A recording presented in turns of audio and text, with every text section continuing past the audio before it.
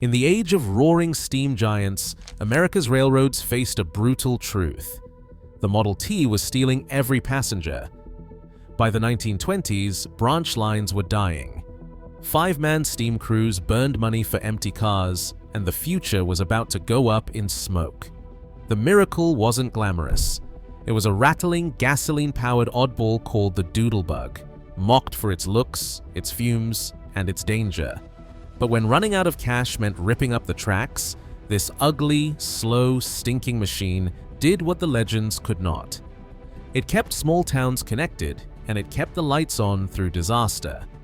How did a rolling firebomb become the unlikely savior of America's railroad lifelines, and what did it cost to survive? In the early 1920s, the railroad business was bleeding from 1,000 cuts. Out in the countryside, every little town still had a station, but the crowds were gone. Instead of a busy platform, you would find one or two farmers, maybe a traveling salesman, and a lot of empty benches. The culprit was parked right outside, shiny black and dust-caked, the Ford Model T. Henry Ford's assembly line pumped out more than 2 million of them a year by 1923. Suddenly, a family that once waited for the train could just pile into their own car and drive straight to town, church, or the next county fair. The tracks that once tied rural America together started to feel like relics. The numbers on the railroad ledgers turned from black to red. Passenger train miles plunged from 27 billion in 1920 to 20 billion by the end of the decade. On branch lines, the short spurs that reached into farm country, ridership collapsed. The main lines between big cities still made money, but these little offshoots were a different story. The railroad kept running them out of habit, or maybe out of hope, but every mile cost more than it earned. Running a steam train was not cheap. It took 5 men just to move a few cars, an engineer to run the throttle, a fireman to shovel coal, a conductor to check tickets, a brakeman for safety, and a flagman to watch the rear. That crew burned through tons of coal and gallons of water, whether the cars were packed or empty. Sometimes the conductor would punch 3 tickets on a train built for 100. The rest of the seats might as well have been ghosts. Railroad bosses started to panic. Every trip on a branch line meant more money lost. It cost up to $1.25 a mile to keep a steam train rolling, and the revenue from a handful of passengers did not even scratch the surface. The accountants watched the losses pile up and circled towns on the map. Each circled town meant a line headed for the chopping block, rails to be torn up, stations to be boarded shut, and small towns left stranded. The Model T did not just take away passengers, it kicked out the legs from under the whole branch line system. The old-timers at the depot could see what was coming. Empty waiting rooms, weeds growing between the rails, and the slow death of the local train. If something did not change, the branch lines would vanish one after another, until all that was left was the memory of a whistle in the distance. Somebody in the back office must have had a wild idea. If you can put a gasoline engine on a boat, why not inside a rail car? That is how the first gas-electric contraptions came to life. They started with a regular baggage car, carved out a spot up front, and bolted in a gasoline engine the size of a horse trough. Not under the floor, not outside, right inside the car, just behind a thin wall. Every time the engineer cranked it up, the whole car would shudder like a washing machine with a brick inside. This was not just any car engine. Companies like Electromotive Corporation, EMC, out of Cleveland, built these with big heavy-duty Winton gasoline engines. Some early models used 275 horsepower, which was a lot for the time, but nothing compared to a steam locomotive. The engine did not turn the wheels directly. Instead, it spun a generator, and that generator sent electrical power to electric motors mounted on the axles. In other words, the gas engine made electricity, and the electricity made the wheels turn. If that sounds familiar, it is the same basic idea behind a modern hybrid car, just with a lot more noise and a lot more smoke. Keeping that engine cool was another story. Instead of hiding the radiator up front like a car, they stuck it right on the roof. Big metal pipes snaked up from the engine compartment and wrapped across the top of the car like plumbing in a bad apartment. On a hot day, you would see steam and heat shimmering off those pipes as the engine roared away inside. That rooftop radiator became the Doodlebug's signature look, ugly as sin, but it got the job done. If you ever saw one parked at a siding, the first thing you would notice was that clunky radiator humming and dripping like a sweating mule after a hard climb. The rest of the car was a mashup of whatever the railroad had lying around. Old coach seats, a baggage section, maybe a spot for the mail. The paint was usually a dull green or brown, as if to apologize for the whole arrangement. But the real magic was under the skin, a two-man crew, no firemen needed, and just enough power to haul a handful of passengers and a few sacks of mail. It was the kind of machine that made mechanics shake their heads, but also made them proud. There is a story about a shop crew in Iowa who fixed a leaky radiator with a length of garden hose and a pile of chewing gum. They did not have to love the thing, they just had to keep it running. The Doodlebug was not built for speed or style. It was built to squeeze every last penny out of a dying branch line. And for all its quirks, it could do that job better than anything else on rails at the time.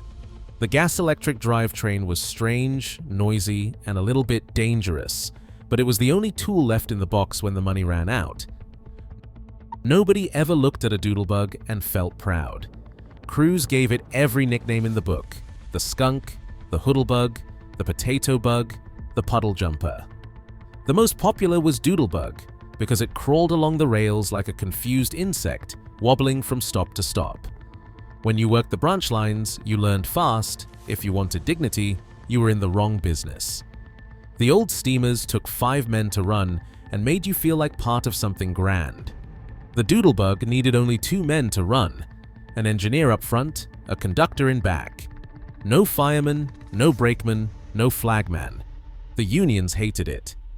The Brotherhood of Locomotive Firemen and Enginemen called it a job killer. The old-timers at the depot joked that the Doodlebug was the only train that could run out of gas and out of friends in the same mile. The ride itself was a test of patience and stomach. The engine was bolted right behind a thin wall in the baggage compartment, so every time it turned over, the whole car rattled like a box of loose tools. The floorboards shook, the wicker seats creaked, and the windows buzzed. Forget the gentle chuff of steam. This was the roar of a truck engine echoing down a wooden hallway. If you sat near the front, you got a bonus: the smell of gasoline. Some days, it was so strong you would swear you were riding inside a mechanic's garage. Passengers held handkerchiefs over their noses, and the conductor kept a bottle of liniment handy for the folks who turned green. The Doodlebug's horn was not much help either. Steam engines could scare a herd of cattle clear to the next county. The Doodlebug's whistle sounded like a sick goose. More than once, a cow would wander onto the tracks, stare down the oncoming rail car, and refuse to budge. There is a story from the Rock Island line about a Doodlebug losing a fight with a stubborn Holstein. The cow walked away. The Doodlebug needed a new radiator. Even the paint seemed embarrassed, usually a drab green or brown that blended in with the weeds. The radiator pipes on the roof looked like a plumber's nightmare. Kids waved as it passed, but not because it was impressive. It was the only train they would ever see that looked like it might fall apart before it reached the next station. Inside the railroad, the jokes wrote themselves.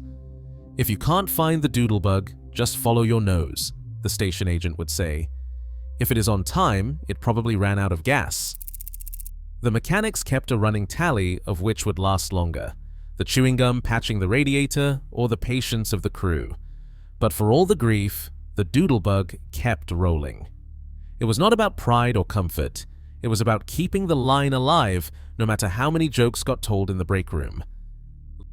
Ledger books from 1929 tell a story that is hard to ignore. The numbers are brutal, profits fall off a cliff, and every branch line starts bleeding cash. On one side of the page, you have the old steam runs, 5 men on the payroll, tons of coal shoveled into the firebox, and water stops every few miles. The cost can be up to $1 a mile, sometimes more.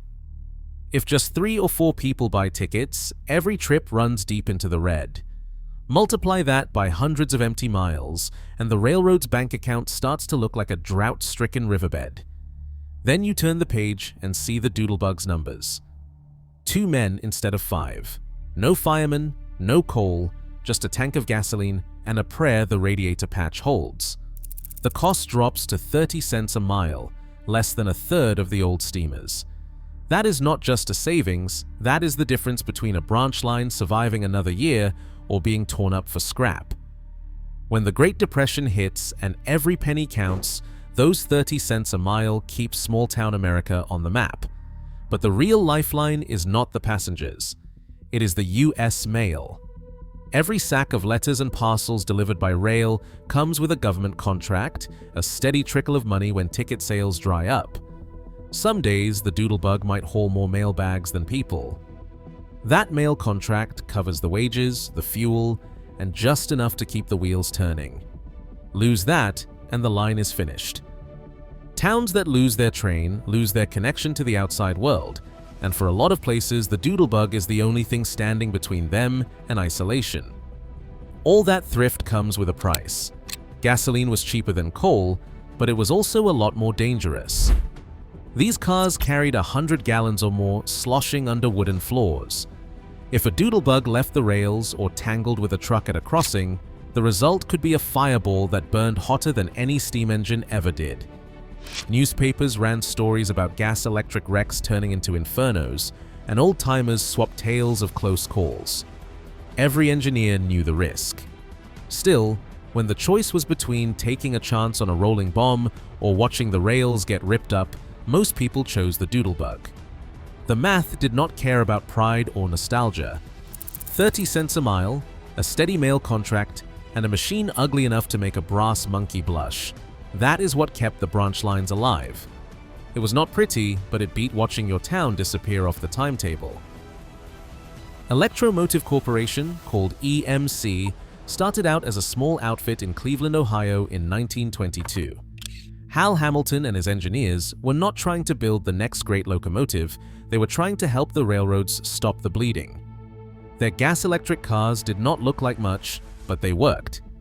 EMC sold dozens of these boxy radiator-topped Doodlebugs to railroads desperate to keep their branch lines alive. The company's real trick was not just building ugly railcars, it was proving that gasoline and electricity could move trains cheaper than coal and steam ever could. Every mile a Doodlebug ran, it chipped away at the old idea that only a steam engine could rule the rails. The numbers told the story. Railroads that bought EMC machines cut their operating costs to a third of what they paid for steam. The savings piled up, and word spread fast.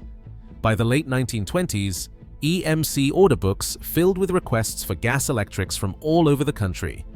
The company started working with big names like Pullman and Brill to build the bodies, while EMC supplied the guts, the engine, the generator, the electric motors. Then came the big change.